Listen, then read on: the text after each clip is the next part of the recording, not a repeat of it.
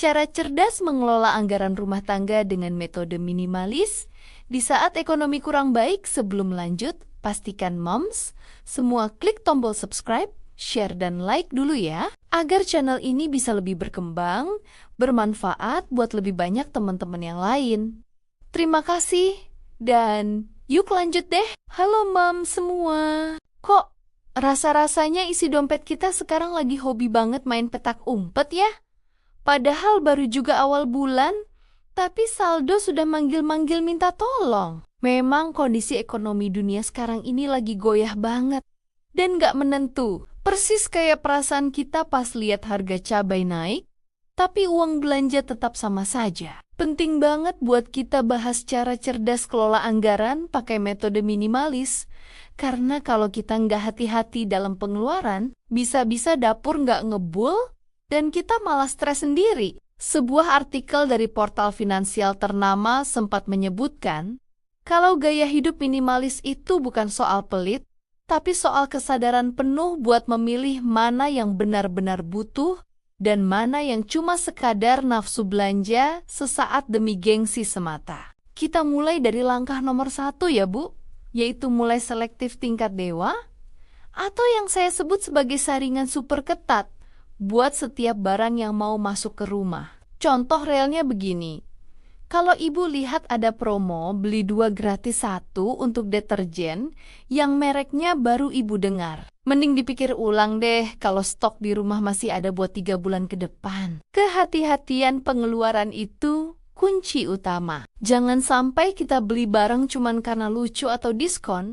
padahal fungsinya di rumah cuma bakal jadi pajangan yang nambahin debu dan bikin mata sepet. Ingat ya Bu, ekonomi lagi lesu begini, mending uangnya kita simpan buat dana darurat yang lebih nyata manfaatnya, daripada sekadar numpuk barang yang ujung-ujungnya nggak terpakai juga. Lanjut ke langkah nomor 2, yaitu metode masak apa yang ada di kulkas alias stop jajan sembarangan, demi menyelamatkan anggaran makan yang sering bocor halus. Saya tahu banget rasanya malas masak apalagi kalau drakor lagi seru-serunya, tapi kalau kita tiap hari pesan makanan online, itu biaya ongkir dan jasanya saja bisa buat beli telur 1 kilo loh. Coba deh, mulai bikin daftar menu mingguan yang simpel saja. Fokus ke bahan lokal yang lagi murah dan sehat buat anak-anak serta suami tercinta di rumah. Percaya deh Bu, masakan rumah itu selain lebih higienis, juga bikin tabungan kita nggak menangis terseduh-seduh di pojokan lemari,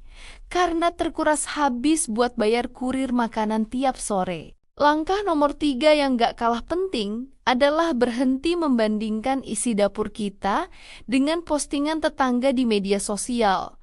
Karena itu racun banget buat mental. Kalau si ibu sebelah pamer tas baru atau piring cantik, ya sudah kita kasih jempol saja tanpa perlu merasa harus ikutan beli biar dibilang satu geng yang hits. Fokus saja sama kebutuhan pokok kita sendiri.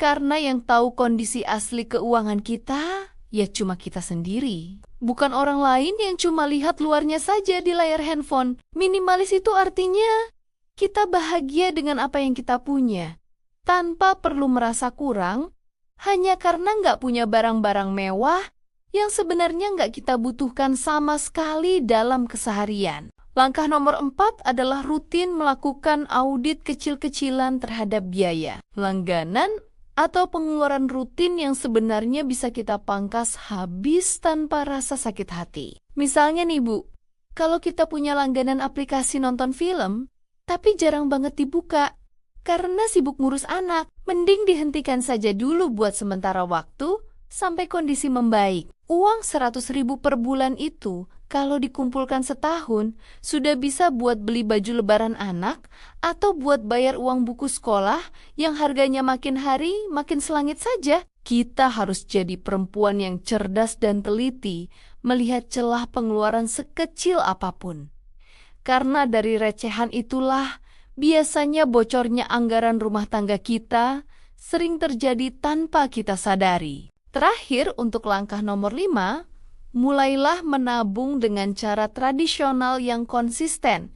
Meskipun nominalnya cuma 1.000 atau 2.000 rupiah setiap harinya dalam celengan ayam. Jangan remehkan uang receh sisa kembalian pasar. Karena kalau kita konsisten mengumpulkannya, itu bisa jadi penyelamat saat ada kebutuhan mendadak yang gak terduga sama sekali. Kondisi ekonomi yang goyah ini memang menuntut kita buat lebih waspada dan punya cadangan uang tunai di rumah, agar hati lebih tenang dan tidur pun bisa lebih nyenyak. Disiplin dalam hal kecil akan membawa perubahan besar bagi ketahanan keuangan keluarga kita di masa depan yang penuh dengan ketidakpastian ini ya Bu. Sebagai penutup dari obrolan panjang kita ini, intinya adalah tentang bagaimana kita bersyukur dan tetap waras di tengah gempuran harga-harga yang makin gak masuk akal. Mungkin selama ini kita terlalu boros atau sering lapar mata kalau melihat kata diskon besar-besaran di mall. Jadi anggap saja kondisi sekarang ini adalah cara semesta buat melatih kita jadi lebih bijak.